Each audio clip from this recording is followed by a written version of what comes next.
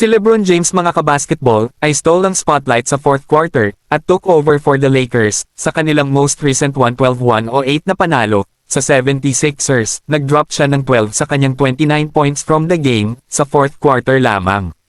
Nahit ni James mga kabasketball ang maraming crucial 3-point shots down the stretch upang matiyak mga kabasketball na ang Lakers put the game out of the 76ers reach.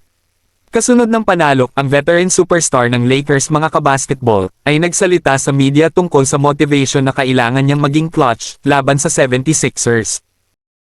Considering na ang 76ers at ang Lakers mga kabasketball ay nasa magkahiwalay na conferences, ito ang magiging only time na si LeBron James mga kabasketball ay comes sa Philadelphia upang maglaro maliban kung magkita sila sa NBA Finals later sa postseason.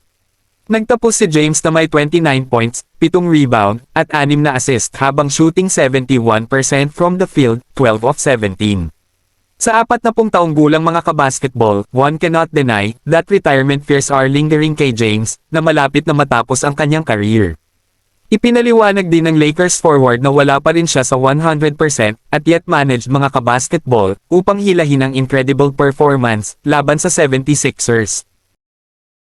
Maraming mga katanungan mga kabasketball sa paligid ng role na ginagampanan niya sa roster na ito na may isang superstar tulad ni Luka at isang emerging star tulad ni Austin Reeves bilang teammates. Pinatunayan ni James mga kabasketball na handa siyang mag-fit sa anumang mold na kailangang manalo ng koponan.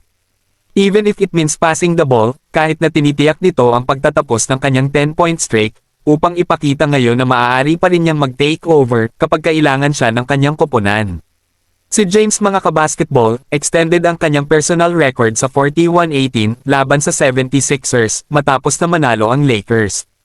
Having faced them mga kabasketball 59 times sa kanyang career, si James mga kabasketball is bound to think bawat laro bilang potentially one of the last times he faces ang koponan na iyon sa regular na season.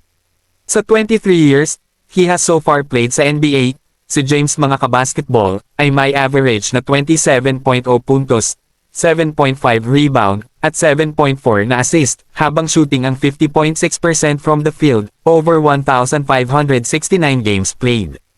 Hindi pa rin natin alam mga kabasketball kung plano ni James na magretiro pagkatapos ng season na ito, ngunit may mga haka-haka na sa susunod na season ay halos tiyak na baybayin ang pagtatapos ng kanyang career.